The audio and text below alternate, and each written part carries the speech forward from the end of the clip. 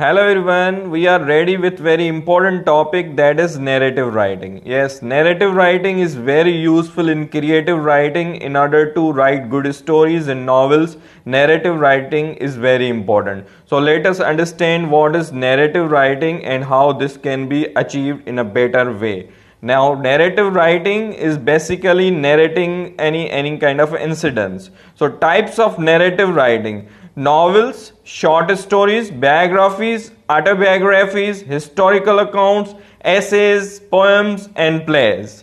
The three main types of narrative writings are personal, imaginative, and narrative essay. Narrative writing can be fictional or non-fictional. So this is all about the types of narrative.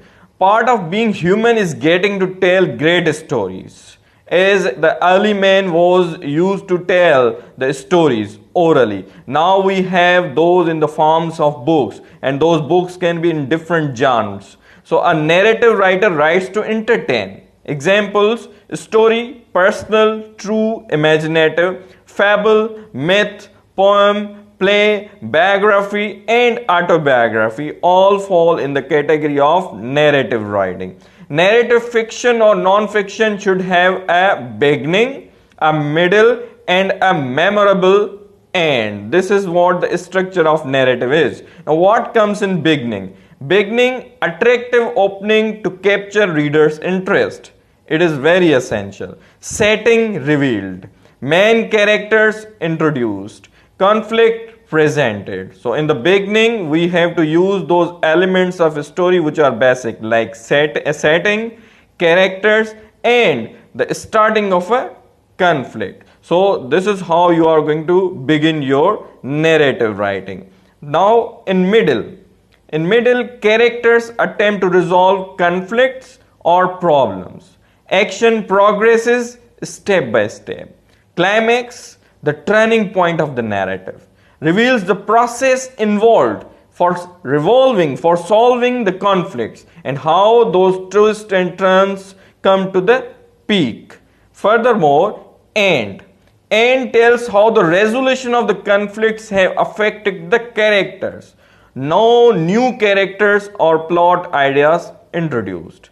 Theme or message understood by reader. So we have to be very much conclusive. In the end, we are going to finish that story. Now, who is telling the story? Now, different point of views. The different tellers are there. First person point of view, I as the narrator.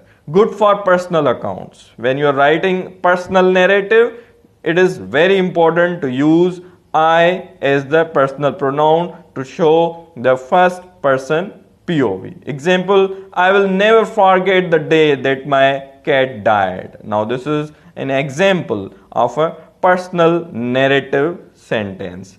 Third person point of view, limited. He, she, it, they perspective.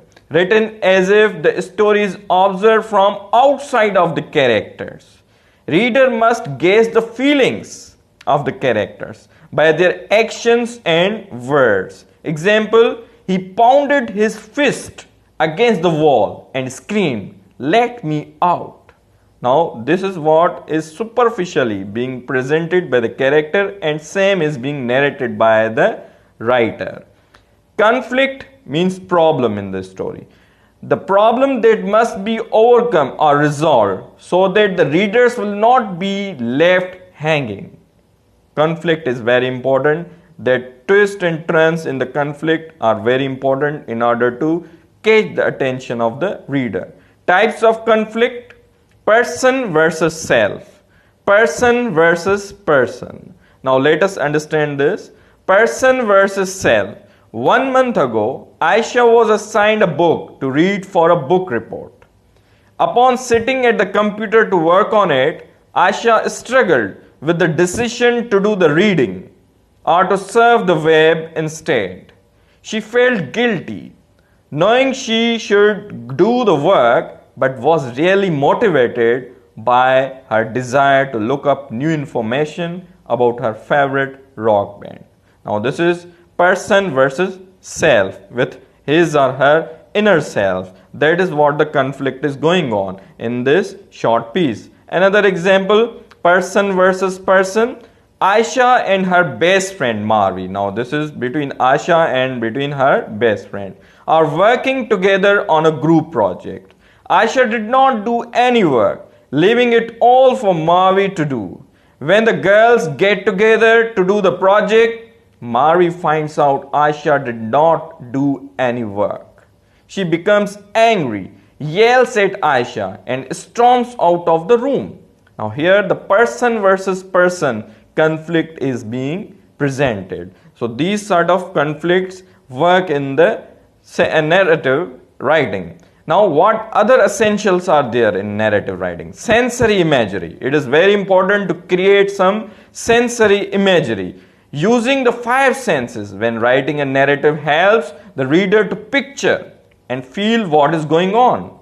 Create some visuals, those sensory visuals, five senses visuals.